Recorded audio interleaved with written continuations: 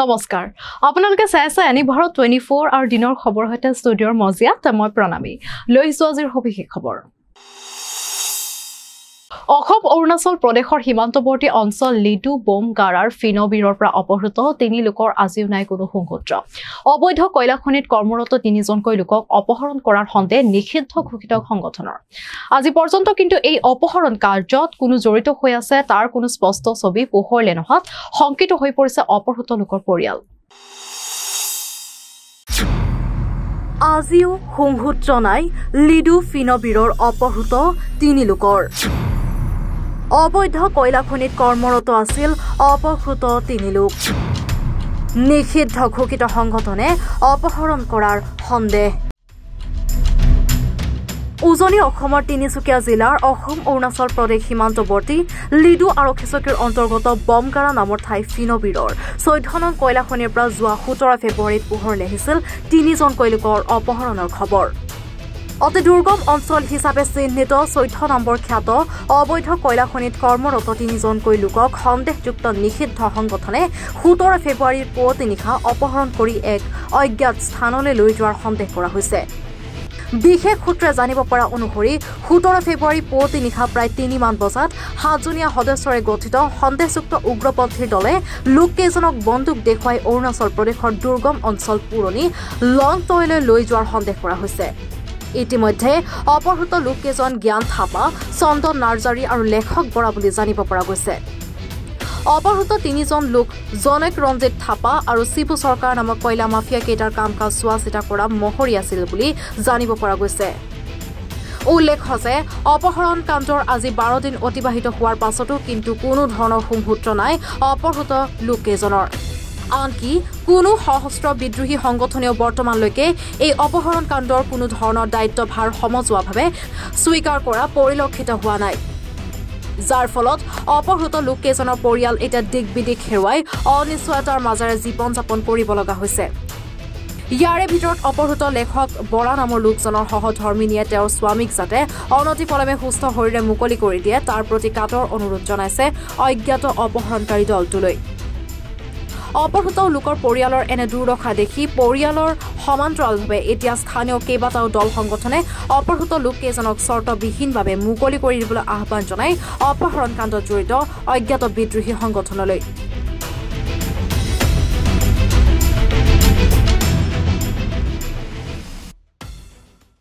মোৰ মানুহজন হয় যোৱা আজি বহুত দিনে হ'ল আজিলৈকে ঘৰ পোৱাহি নাই আমি কেনেদৰে দিন কটাইছোঁ নিজকে ক'ব নোৱাৰা হৈ পৰিছোঁ আজি পৰিষ্কাৰ ডাঙৰলৈ মই কাটৰ অনুৰোধ কৰিছোঁ প্ৰতি মই সেৱা জনাইছোঁ প্ৰাৰ্থনা কৰিছোঁ সদায় ভক্তিভাৱে মই বন্তি জ্বলাই আছোঁ তেখেতে মোক যেন মোৰ মানুহজন যেন ঘূৰাই পাওঁ আজি মই এনেকুৱা অৱস্থাত আছোঁ আজি ঘৰ ভাড়া মোৰ ছোৱালী স্কুললৈ যায় মোৰ সকলো আজি মই বহুত দুখত পৰি গৈছোঁ মই নিজকে নিজে সমজিব নোৱাৰা হৈ পৰিছোঁ আপুনি যেন মোক সেইখিনি উদ্ধাৰ কৰে যেন আজি খাবলৈ হেৰি কৰিবলৈ বহুত মই চিন্তা কৰিছোঁ খোৱা লোৱাটো বাদে মই তেখেতৰ অবিহনে মই জীয়াই থাকিব নোৱাৰোঁ সকলো তেওঁ আমাৰ পৰিয়ালৰ পেটৰ ভাতকেইটাৰ লগতে তেওঁ তাত কাম কৰিবলৈ গৈছিলে আজি এনে অৱস্থা মই নিজকে ক'ব নোৱাৰা হৈ পৰিছোঁ মই আপোনাৰ ওচৰত প্ৰাৰ্থনা জনাইছোঁ মোক যেন সোনকালে মানুহজন ঘূৰাই ঘৰলৈ আনিব লাগে মই ছোৱালীজনীৰ সৈতে থাকিব পৰা নাছোঁ আৰু মই ঘৰ ভাড়া দিব লাগে ছোৱালীক দিব লাগে বহুত চিন্তাত মই নিজকে ক'ব নোৱাৰা হৈ পৰিছোঁ আজি সেই ক'ব নোৱাৰি আজি কেইবাদিনো হ'ল আহি নোপোৱাৰ কাৰণে আপোনাক আকৌ অনুৰোধ কৰিছোঁ আপুনি বাৰে অনুৰোধ কৰিছোঁ আপুনি যেন মোৰ মানুহজন অতি সোনকালে ঘূৰাই দিয়ে এয়াই মোৰ আপোনাৰ প্ৰাৰ্থনা আৰু মালিকজনৰ ওচৰলৈ গৈছোঁ মালিকজনেও মোক কৈছে আপোনাৰ অসুবিধা হ'লে দিম বুলি কৈছে তেওঁ দিয়াই মোক আজিলৈকে একো কৰিব পৰা নাই মই সেইখিনি তেখেতকো মই ইমান টানি অনুৰোধ কৰিব পৰা নাই তেওঁ অসুখীয়া হয় তাৰ বাবে মই বহুত দুখী হৈ পৰিছোঁ নিজক ক'ব নোৱাৰা হৈ পৰিছোঁ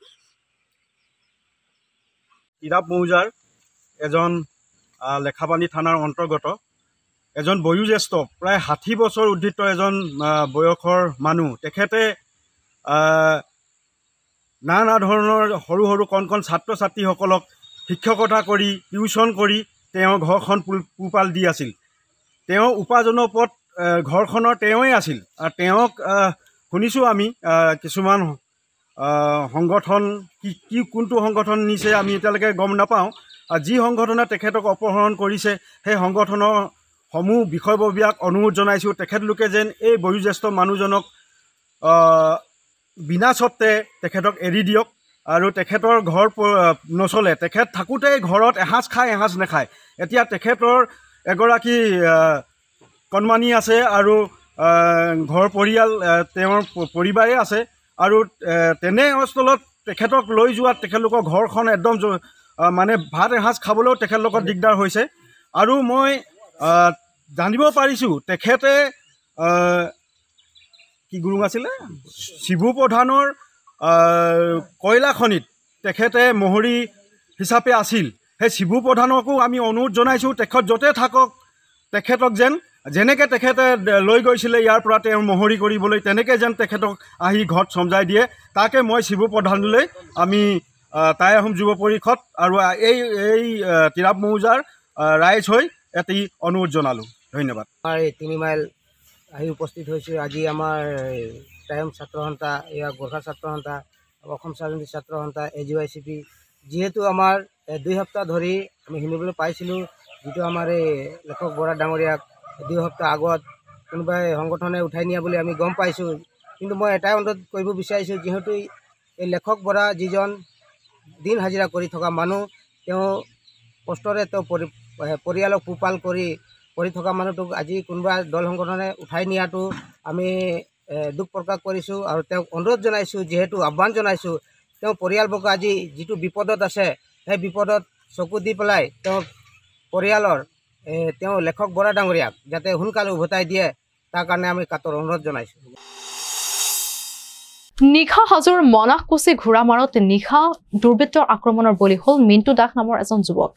জানিব পৰা মতে যোৱা নিশা মনাহকুছিৰ ঘোঁৰামাৰাত নাগাৰা নাম চাই ঘৰলৈ উভতাৰ পথতে আধা বাটতে বন্ধুক লগ পাই কথা পাতি আছিল আৰু তেনে সময়তে দীনেশ দাস নামৰ এজন দুৰ্বৃত্তৰ লগত তৰ্কাতৰ্কি লাগে মিণ্টু দাসৰ। পিছত চোকা অস্ত্ৰৰে মিণ্টু দাসক বুকুত ওপৰ জুপৰি আক্ৰমণ কৰে দুৰ্বৃত্তই। চাওঁ আহক আমাৰ এই বিশেষ প্ৰতিবেদন। মনাকুছিত সংঘটিত হৈছে এই চাঞ্চল্যকৰ ঘটনা। মনাকুছিৰ ঘোঁৰামাৰাত নিশা দুৰ্বৃত্তৰ আক্ৰমণৰ বলি হ'ল মিণ্টু দাস নামৰ এজন যুৱক। জানিব পৰা মতে যোৱা নিশা মনাকুছিৰ ঘোঁৰামাৰাত অনুষ্ঠিত হৈছিল নাগৰা নাম চাই ঘৰলৈ উভতাৰ পথতে আধা বাটতে বন্ধুক লগ পাই কথা পাতি আছিল। তেনে সময়তে দীনেশ দাস নামৰ এজন দুৰ্বৃত্তৰ লগত তৰ্কাতৰ্কি লাগে মিণ্টু দাসৰ। পিছত চোকা অস্ত্ৰৰে মিণ্টু দাসক বুকুত উপৰ্য পৰি আক্ৰমণ কৰে দুৰ্বৃত্তই। আক্ৰমণত মিণ্টু দাস গুৰুতৰভাৱে আঘাতপ্ৰাপ্ত হৈ মাটিত ঢলি পৰাত সৃষ্টি হয় এক হাহাকাৰৰ পৰিৱেশৰ। ততাতৈয়াকৈ বন্ধু আৰু ওচৰ চুবুৰীয়াই মিণ্টু দাসক হাজো বিষ্ণু মেধি সামূহিক চিকিৎসা কেন্দ্ৰত নিয়ে যদিও অৱস্থা সংকটজনক হোৱাত উন্নত চিকিৎসাৰ বাবে গুৱাহাটী চিকিৎসা মহাবিদ্যালয়লৈ প্ৰেৰণ কৰে। বৰ্তমান মিণ্টু দাসৰ পৰিয়ালে উচিত ন্যায় বিচাৰি হাজো আৰক্ষী থানাত দাখিল কৰিছে এখন এজাহাৰ। ঘটনা সন্দৰ্ভত এতিয়া সমগ্ৰ অঞ্চলত এক চাঞ্চল্যৰ পৰিৱেশে বিৰাজ কৰিছে। যোৱা নিশা হাজোৰ মনাকুছিৰ ঘোঁৰামাৰাত নাগাৰা নাম চাই আহি থকাৰ সময়ত মিণ্টু দাসে লগৰ বন্ধু এজনক লগ পাই কথা পাতি থকাৰ সময়ত দীনেশ দাস নামৰ দুৰ্বৃত্ত এজনে তেওঁক চোকা অস্ত্ৰৰে বুকুত আঘাত কৰে। আঘাতপ্ৰাপ্ত হৈ মিণ্টু দাস ঢলি পৰে। লগে লগে হাজো অসামৰিক চিকিৎসালয়লৈ প্ৰেৰণ কৰা হয়। যিকোনো সময়তে আমগুৰিত ঘটিব পাৰে অঘটন। মাটিৰ পৰা ৬-৭ ফুট উচ্চতাত ওলমি আছে বিদ্যুৎ পৰিবাহিতাৰ। নামতিৰ গণক আদৰ্শ গাঁৱত যিকোনো সময়তে সংঘটিত হ'ব পাৰে ভয়ংকৰ ঘটনা। বিদ্যুৎ বিভাগৰ দায়িত্ব জ্ঞানহীন কাণ্ডৰ বিনিদ্ৰ ৰজনী পাৰ কৰিছে একাংশ লোকে। যিকোনো সময়তে আমগুৰিত ঘটিব পাৰে অঘটন। মাটিৰ পৰা ৬-৭ ফুট উচ্চতাত ওলমি আছে বিদ্যুৎ পৰিবাহিতাৰ। মৰণ ফাণ্ড পাতি ৰাখিছে আমগুৰি বৈদ্যুতিক উপ সংমণ্ডল কাৰ্যালয়ে। নামতিৰ গণক আদৰ্শ গাঁৱত যিকোনো সময়তে সংঘটিত হ'ব পাৰে ভয়ংকৰ ঘটনা। যিকোনো মুহূৰ্ততে কাঢ়ি নিব পাৰে জীৱন। স্থানীয় লোকে দিয়াৰ অভিযোগক অকণো গুৰুত্ব নিদিয়ে আমগুৰি বৈদ্যুতিক উপ সংমণ্ডল কাৰ্যালয়ৰ বিষয়াই।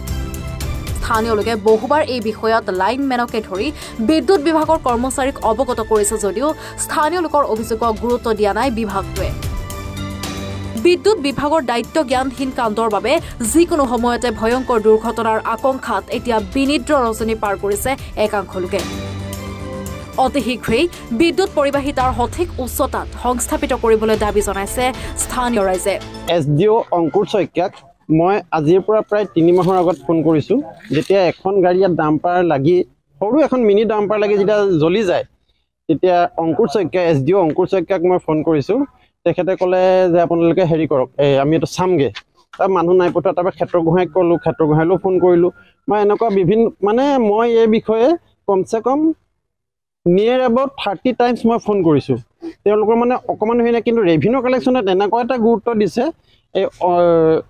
এই ল'ৰাজনৰ পৰা 500 টকা পাই তেখেতৰ ডিউ ডেট আছে 25 তাৰিখে মানে ৰানিং মান্থৰ 25 তাৰিখ ডিউ ডেট 27 তাৰিখে লাইন কাটিবলৈ আহি লগত 450 টকা পেনাল্টি লগাইছে গতিকে ৰেভিনিউৰ ওপৰত ইমান গুৰুত্ব আৰু ইয়াত যদি মানুহ এজন মৰে বা কিবা এটা এক্সিডেণ্ট হয় তাৰ দায়িত্ব কোনে ল'ব গতিকেলৈ আমি ইয়াৰ পৰা আমি অসম চৰকাৰক জনাওঁ যে এনেকুৱা এজন অকমান্য SDO যে আমাৰ সংমণ্ডলৰ পৰা অঁতৰাই বা তেখেতক কেনেকুৱা ধৰণে কি কৰে এতিয়াও আমি ফোন কৰিছোঁ ফোন কৰিলত এয়া আপোনাৰ কিবা সংগঠনৰ পৰা কৈছে তেখেতে কৈছে ৰাইজে এপ্লিকেশ্যন দিব লাগে ৰাইজে এপ্লিকেশ্যন দিব লাগে ঠিক আছে আমি মানি লৈছোঁ ৰাইজে এপ্লিকেশ্যন দিব কিন্তু আপোনাৰ ৰেভিনিউ কালেকশ্যন 400 টকাৰ কাৰণে 450 টকা পেনাল্টি লগাবৰ কাৰণে আপুনি ৰাইজৰ আৰু ইমানেই মানে আবাইচ ব্যৱহাৰ কৰে কাষ্টমাৰক মানে যে তেওঁ কনজিউমাৰক মানে কনজিউমাৰ বুলিয়ে নাভাবে বহুত বেড বিহেভিয়াৰ গতিকে অংকুৰ বুলি যিজন SDO তেখেত একেবাৰে অকমান্য আৰু আগত তেখেতৰ আগত আমাৰ ইয়াত তেনেকুৱা কোনো কমপ্লেইন নাছিলে আৰু তেখেত অহাৰ পৰাই মানে একদম এই আমগুৰি সংমণ্ডলটো চেছ হৈ গৈছে বিভাগৰ হেমাহি আৰু গাফিলতি বিদ্যুৎ বিভাগ এটা অকমান্য বিভাগ আমগুৰি বিদ্যুৎ বিভাগ সেইটো জল পটপটকৈ প্ৰমাণ হৈ গৈছে তাই আদৰ্শকাত যিকেইডাল তাৰ ওলমি আছে এই টাইকেইডাল আচলতে কি হৈছে ইমানেই তলত আছে যে মানুহে কাপোৰ মেলিব পাৰিব এনেকুৱা তলত আছে টাইকেইডাল গতিকে তেওঁলোকে বিদ্যুৎ বিভাগে কি কৰিছে পইচাত উঠাবৰ সময়ত মানুহে যেতিয়া বিল দিবলৈ থাকে বিল দিবলৈ সময়ত 500,000 টকা বিল দিবলৈ থাকিলেও তেখেতলোকে ফোন কৰি পেলাই বিল উঠাবলৈ মানুহক দাবী কৰিব পাৰে জুলুম কৰিব পাৰে পইচা দিবই লাগিব লাইন কাটি দিব লাগিব এনেকুৱা ধৰণৰ বিভিন্ন মন্তব্য তেখেতলোকে কৰিব পাৰে কিন্তু যিখিনি সমস্যা আছে এই সমস্যাখিনি আজি পৰ্যন্ত তেওঁলোকে সমাধান কৰিব নোৱাৰে বা সমাধান কৰিবলৈ তেখেতলোকে গুৰুত্ব আৰোপ নকৰে আজি আপোনালোকে দেখিব যে আদৰ্শকাত যিকেইডাল ৱায়াৰ ওলমি আছে এই ৱায়াৰকেইডাল ওলমি থকাৰ ফলত কি হ'ব কাইলৈ পৰহিলে ইয়াত বিভিন্ন ধৰণৰ ঘটনা সংঘটিত হ'ব আৰু বিভিন্ন ধৰণৰ ঘটনা সংঘটিত হৈ আহিছে ক'ৰবাত আছে উন্মুক্ত ট্ৰেন্সফৰ্মাৰ আছে আজি এই ৱায়াৰকেইডালৰ কথাকে কওঁ ইয়াত যদি কেনেবাকৈ যদি কাইলৈ পৰহিলে যদি মানুহ এজন লাগি পেলাই যদি মৃত্যুমুখত পৰে তাৰ কাৰণে কোন জগৰীয়া হ'ব তাৰ দায়িত্ব কোনে ল'ব মানুহৰ জীৱনক লৈ কিয় হাতালি খেলিছে মানুহৰ জীৱনৰ কি বিদ্যুৎ বিভাগৰ ওচৰত মূল্য নাই নেকি বিদ্যুৎ বিভাগক সজোৰে দাবী উত্থাপন কৰিছোঁ অনতিপলমে তেখেতলোকে এই বিদ্যুতৰ যি সমস্যা আছে ৰাইজৰ সমস্যাখিনি অতি শীঘ্ৰে তেখেতলোকে সমাধান কৰক অন্যথা সংঘী আন্দোলনৰ কাৰণে তেখেতলোক কিন্তু সাজু হৈ থাকিব লাগিব আমি বিদ্যুৎ বিভাগৰ কাৰ্যালয় চিৰদিনৰ কাৰণে কিন্তু তলা বন্ধ কৰি দিবলৈ কিন্তু আমি বাধ্য হ'ম আমি আপোনালোকৰ সংবাদ মাধ্যমৰ যোগেদি পুনৰবাৰ বিদ্যুৎ বিভাগক দাবী জনাইছোঁ অতি শীঘ্ৰে তেখেতলোকে এই তাৰকেইডাল ঠিক কৰক অন্যথা আমি কিন্তু তেখেতলোকৰ কাৰ্যালয়ত আমি তলা বন্ধ কাৰ্যসূচী হাতত ল'বলৈ বাধ্য হ'ম প্ৰবঞ্চকৰ বহিৰাষ্ট্ৰত কৰ্ম সংস্থাপনৰ নামত জালিয়াতি জুৰিয়াৰ আৰক্ষী জালত এক কুখ্যাত ভিজা জালিয়াতি প্ৰবঞ্চক ভিজাৰ নামত লাখ লাখ টকা সংগ্ৰহ কৰি প্ৰবঞ্চনাৰ অভিযোগ আব্দুল বাৰেক নামৰ লোকজনৰ বিৰুদ্ধে বহিৰাষ্ট্ৰত কৰ্ম সংস্থাপনৰ নামত জালিয়াতি প্ৰবঞ্চকৰ জুৰিয়া আৰক্ষীৰ জালত এক কুখ্যাত ভিজা জালিয়াতিৰ প্ৰবঞ্চকজন জুৰিয়াৰ কছাৰী গাঁৱৰ আব্দুল বাৰেক জুৰিয়াৰ বিভিন্ন অঞ্চলৰ শিক্ষিত যুৱকসকলক বিদেশত কৰ্মৰ বাবে ভিজা বনোৱাৰ নামত লাখ লাখ টকা সংগ্ৰহ কৰাৰ অভিযোগ ভুৱা প্ৰবঞ্চক আব্দুল বাৰেকৰ বিৰুদ্ধে ভিজাৰ নামত লাখ লাখ টকা সংগ্ৰহ কৰি ভুৱা ভিজা বনাই লাখ লাখ টকা আত্মসাৎ কৰি পলায়ন কৰি আত্মগোপন কৰি থাকে এই প্ৰবঞ্চকটোৱে আজি জুৰিয়াৰ লালুং গাঁৱৰ বাবুল হুছেইনৰ অভিযোগৰ ভিত্তিত জুৰিয়া আৰক্ষীয়ে আটক কৰে কুখ্যাত প্ৰবঞ্চক আব্দুল বাৰেকক এই প্ৰবঞ্চকৰ দলে বহুদিনৰ পৰাই জুৰিয়াৰ বেকাৰ যুৱক যুৱতীসকলক বিদেশত কৰ্ম সংস্থাপন দিয়াৰ প্ৰলোভনে ভিজা বনোৱাৰ নামত লাখ লাখ টকা সংগ্ৰহ কৰি আহিছিল বুলিও অভিযোগ উত্থাপিত হৈছে। সাম্প্ৰতিক জুৰিয়া আৰক্ষীয়ে অধিক তথ্য সংগ্ৰহ কৰিবৰ বাবে জেৰা অব্যাহত ৰাখিছে জুৰিয়া আৰক্ষীয়ে। হাতত টকাখিনি আছে মানে আপুনি দিছিলে ইমানৰ হাতত? মই দিছিলোঁ ইমানৰ হাতত। ইমানে বাৰেকক দিছিলে? ইমানে বাৰেকক দিছিলে। আপোনাৰ সন্মুখতে দিলে? মই এইটো দেখা। বাৰেকে স্বীকাৰ কৰিছে নে নাই? বাৰেকে স্বীকাৰ কৰিছে? কিমান টকা দিছে বুলি কৈছে? মই 1 লাখ টকাটো দিছিলোঁ, 1,20,000 টকা দিছিলোঁ। এতিয়া মোক 20,000 দিলে 1 লাখ টকা আছে। বাৰেকৰ হাতত আছে? তো বাৰেকে আপোনাক ঘূৰাই দিয়া নাই? ঘূৰাই দিয়া নাই মোক। আজি বাৰেকক আটক কৰিছে পুলিচে? পুলিচে আটক কৰিছে। আপুনি থানাত আহিছে, আপোনাৰ টকাখিনি উদ্ধাৰ হ'ব লাগে? মোৰ টকাখিনি উদ্ধাৰ হ'ব লাগে। মই লৈছিলোঁ যিটো, সেইটো বাৰেকক মই পইচা দি দিলোঁ। সেই মানুহজনে জানে নে নাই? জানে। আচ্ছা, মানুহজনে জানে যে বাৰেকক পইচা দি দিছোঁ। পিছতে বাৰেকে কামবিলাক কৰি আছে। এতিয়া মানুহজনক পঠোৱা নাই। সেইটো মোৰ ওপৰত হেঁচা আহিছিলে যে পইচাটো হেৰি কৰি দিয়া। মই ঠিক আছে, বাৰেকত কথা পাতি দিম। পিছতে বাৰেকক কথা পাতিলোঁ, বহুত কিবা কিবি কৰিলোঁ। বহুত মানুহ আৰু গ্ৰামৰ মানুহ আহিছে, আহি বহিছে। সি এতিয়া টকাবিলাক নিদিয়ে। পিছতে আৰক্ষীৰ ওচৰত আহিলোঁ। মানুহজন যি মানুহজনৰ টকা, সি আহিছে আৰক্ষীৰ ওচৰত। অহাৰ পিছতে এতিয়া 1,000 এটা দিলে। মানুহজনে 1,000 দিলে? এতিয়া আটক কৰিছে নে তাক? আটক কৰিছে। কাক কৰিছে? বাৰেকক। বাৰেকৰ ঘৰ ক'ত? কছাৰীগাঁও। আপোনাৰ ঘৰ? লালংগাঁও। এতিয়া ল'ব খুজিছোঁ কণ্টেক্ট বাণিজ্য বিৰতি।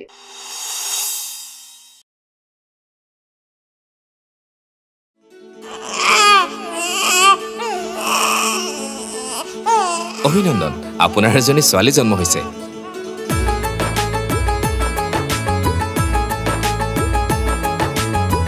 লাহি পাহি এজনী পৰি আহিলে ঘৰখন উজৰি। বেটি বচাও বেটি পঢ়াও, বেটি বচাও বেটি পঢ়াও, বেটি বচাও বেটি পঢ়াও। বিৰতিৰ পাছত পুনৰ আহিছো দিনৰ খবৰ মাজলৈ। আজি ঘোষণা হ'ব বিজেপিৰ প্ৰাৰ্থী তালিকা। অসমৰ 5 লোকসভা সমষ্টিৰ প্ৰাৰ্থীৰ নাম ঘোষণাৰ সম্ভাৱনা। কেন্দ্ৰীয় নিৰ্বাচনী সমিতিৰ বৈঠকৰ অন্তত ঘোষণা হ'ব তালিকা আৰু প্ৰধানমন্ত্ৰীৰ অধ্যক্ষতাত আজি অনুষ্ঠিত হ'ব CECৰ বৈঠক। এই মুহূৰ্তত জনাই আছো এটা গুৰুত্বপূৰ্ণ খবৰ। আজি ঘোষণা হ'ব বিজেপিৰ প্ৰাৰ্থী তালিকা। অসমৰ 5 লোকসভা সমষ্টিৰ প্ৰাৰ্থীৰ নাম ঘোষণাৰ সম্ভাৱনা। কেন্দ্ৰীয় নিৰ্বাচনী সমিতিৰ বৈঠকৰ অন্তত ঘোষণা হ'ব তালিকা আৰু প্ৰধানমন্ত্ৰীৰ অধ্যক্ষতাত আজি অনুষ্ঠিত হ'ব CECৰ বৈঠক। পুনৰবাৰ জনাইছো, আজি ঘোষণা হ'ব বিজেপিৰ প্ৰাৰ্থী তালিকা। অসমৰ 5 লোকসভা সমষ্টিৰ প্ৰাৰ্থীৰ নাম ঘোষণাৰ সম্ভাৱনা। কেন্দ্ৰীয় নিৰ্বাচনী সমিতিৰ বৈঠকৰ অন্তত ঘোষণা হ'ব তালিকা আৰু প্ৰধানমন্ত্ৰীৰ অধ্যক্ষতাত আজি অনুষ্ঠিত হ'ব CECৰ বৈঠক। লামডিঙৰ এছ টাৰ্ণিঙত ভয়ংকৰ পথ দুৰ্ঘটনা। বুধবাৰে লামডিং লংকা সংযোগে 27 নং ৰাষ্ট্ৰীয় ঘাইপথত সংঘটিত হয় এই দুৰ্ঘটনাটো। 5th APBN কঢ়িওৱা এখন বাছ দুৰ্ঘটনাগ্ৰস্ত হয়। বাছখনত 25ৰ পৰা 30 জন জোৱান থকাৰ সন্দেহ আৰক্ষীৰ। গুৱাহাটীৰ বিধানসভাৰ পৰা হাফলঙলৈ উভতাৰ পথতে সংঘটিত হয় এই দুৰ্ঘটনা। AS01GC1277 নম্বৰৰ বাছখনে নিয়ন্ত্ৰণ হেৰুৱাই পথৰ ওপৰতে বাগৰি পৰাৰ সন্দেহ আৰু আহত জোৱানসকলক প্ৰাথমিক চিকিৎসাৰ বাবে লামডিং অসামৰিক চিকিৎসালয়ত ভৰ্তি কৰা হৈছে। ঘটনাস্থলীত লামডিং আৰক্ষী আৰু হুজাই আৰক্ষী উপস্থিত হৈছে। তদন্ত আৰম্ভ কৰিছে আৰক্ষীয়ে। লামডিঙৰ এছ টাৰ্ণিঙত ভয়ংকৰ পথ দুৰ্ঘটনা। বুধবাৰে লামডিং লংকা সংযোগী 27 নং ৰাষ্ট্ৰীয় ঘাইপথত সংঘটিত হয় দুৰ্ঘটনাটো। 5th ABPN কঢ়িওৱা এখন বাছ দুৰ্ঘটনাগ্ৰস্ত হয়। বাছখনত 25ৰ পৰা 30 জন জোৱান থকাৰ সন্দেহ আৰক্ষীৰ। গুৱাহাটীৰ বিধানসভাৰ পৰা হাফলঙলৈ উভতি অহাৰ সময়তে সংঘটিত হয় দুৰ্ঘটনাটো।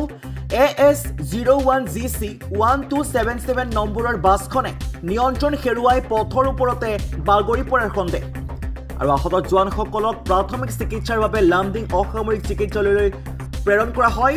ঘটনাস্থলীত লামডিং আৰু হুজাই আৰক্ষী উপস্থিত হৈ তদন্ত আৰম্ভ কৰিছে।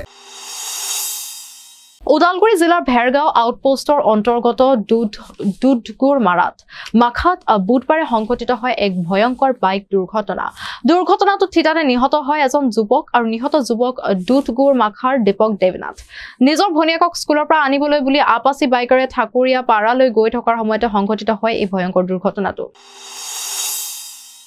ওদালগুৰি জিলাৰ ভেৰগাঁও আউটপোষ্টৰ অন্তৰ্গত দুধগুৰ মাখাত বুধবাৰে সংঘটিত হয় এটা ভয়ংকৰ বাইক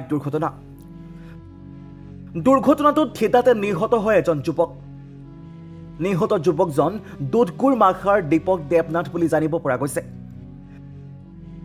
নিজৰ ভনীয়েকক স্কুলৰ পৰা আনিবলৈ বুলি আপাচি বাইকেৰে ঠাকুৰীয়া পাৰালৈ গৈ থকাৰ সময়তেই সংঘটিত হয় দুৰ্ঘটনাটো তীব্ৰ বেগত বিদ্যুতৰ খুঁটাত খুন্দা মৰাৰ ফলত থিতাতে নিহত হয় যুৱকজন পিছত ভেৰগাঁও আৰক্ষী ঘটনাস্থলীত উপস্থিত হৈ মৃতদেহটো মৰণোত্তৰ পৰীক্ষাৰ বাবে ওদালগুৰিলৈ প্ৰেৰণ কৰে ব্যুৰো ৰিপৰ্ট এনি ভাৰত 24 আজি মোটামুটি 11টা 11:30 মানৰ ভিতৰত আমাৰ ওদালগুৰি ডিষ্ট্ৰিক্টৰ ভেৰগাঁও সাব ডিভিজনৰ আণ্ডাৰত দুধগড়মাখা গাঁৱত দুধগড়মাখা আৰু ঠাকুৰীয়াপাৰা অভিমুখী যিটো ৰাস্তা আছে সেইটো ৰাস্তাত তাৰমানে বাইকৰ এক্সিডেণ্ট হৈ যায় সো এক্সিডেণ্টটো হৈছে আমাৰ দুধগড়মাখাৰে গাঁৱৰ নিবাসী আপোনাৰ এই নামটো হ'ল দীপক দেৱনাথৰ সো গতিকে এক্সিডেণ্ট যে যিবিলাক হৈ আছে আৰু এক্সিডেণ্টটো হোৱাৰ যিটো এক্সিডেণ্ট হৈছে ইয়াতে এই এক্সিডেণ্টটো হোৱাৰ লগে লগে থিতাতে স্পট ডেথ হৈ গৈছে ব্যক্তিজনৰ সো গতিকে এই স্পট ডেথ বা গাড়ী চলোৱাৰ কাৰণে যিবিলাক নীতি নিয়ম আছে আমাৰ এই অঞ্চলৰ বহুত এনেকুৱা ল'ৰা ছোৱালী আছে যিসকলে তাৰমানে পালন কৰা নাই আৰু সেকেন্ড কথা বহুত ড্ৰাইভিং লাইসেন্স নোহোৱা গাড়ী কাগজ পাতি নোহোৱা বহুত ল'ৰা ছোৱালীয়ে গাড়ী চলোৱা আমি প্ৰত্যক্ষ কৰোঁ সো গতিকে আমি চৰকাৰক বা প্ৰশাসনক লগত দ্বিতীয়ক আমি এটা অনুৰোধ জনাম যে এক্সিডেণ্ট ৰোধ কৰিবৰ কাৰণে যিবিলাক ব্যৱস্থা পৰিকল্পনা ল'ব লাগে চৰকাৰে বা দ্বিতীয় যেতিয়া লাইসেন্স ইস্যু কৰে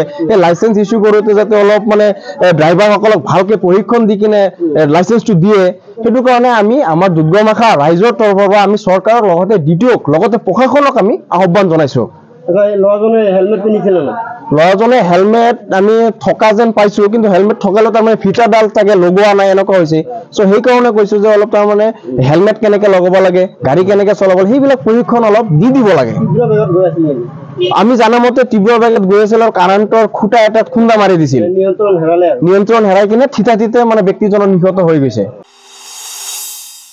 এবাৰ লক্ষীপুৰ আৰক্ষীৰ জালত ধৃত নিদানপুৰৰ আতুৱাৰ ৰহমান এজন লোকক 5% সুদত দিয়া অভিযোগ ৰহমানৰ বিৰুদ্ধে ধনৰ বিনিময়ত ৰহমানে বন্ধকীত লৈছিল সোণৰ গহনা এইবাৰ লক্ষীপুৰ আৰক্ষীৰ জালত সুদখোৰ আৰু ধৃত সুদখোৰ নিদানপুৰৰ আতুৱাৰ ৰহমান বুলি জানিব পৰা গৈছে এজন লোকক 5% সুদত দিয়াৰ অভিযোগ ৰহমানৰ বিৰুদ্ধে আৰু ধনৰ বিনিময় ৰহমানে বন্ধকীত লৈছিল সোণৰ গহনা এতিয়া দেখা পোৱা গৈছে যে সমগ্ৰ ৰাজ্যতে সুদখোৰৰ বিৰুদ্ধে আৰক্ষীৰ অভিযান অব্যাহত আছে ৰাজ্যৰ জিলায় সুদখোৰক গ্ৰেপ্তাৰ কৰিছে আৰক্ষীয়ে আৰু এইবাৰ লক্ষীপুৰ আৰক্ষীৰ জালত ধৃত সুদখোৰ নিদানপুৰৰ আতুৱাৰ ৰহমান বুলি জানিব পৰা গৈছে এজন লোকক 5% সুদত দিয়াৰ অভিযোগ ৰহমানৰ বিৰুদ্ধে আজিৰ দিনৰ খবৰ ইমানে আছিল আৰু পৰৱৰ্তী বাতৰিৰ বাবে কেৱল চাই থাকিব এনি ভাৰত 24 ধন্যবাদ নমস্কাৰ মই দীপজ্যোতি কেওট পোনপ্ৰথমে সমূহ অসমবাসী ৰাইজক মই সেৱা আৰু শ্ৰদ্ধা জ্ঞাপন কৰিছোঁ আৰু এইখিনিতে জনাবলৈ পাই সুখী হৈছোঁ যে এনি ভাৰত 24 এই ছেটেলাইট চেনেলটি অতি শীঘ্ৰেই আপোনালোকৰ মাজত উপলব্ধ হ'ব গতিকে আশা কৰোঁ সকলোৱে যেন এই চেনেলটিক আদৰি লয় ধন্যবাদ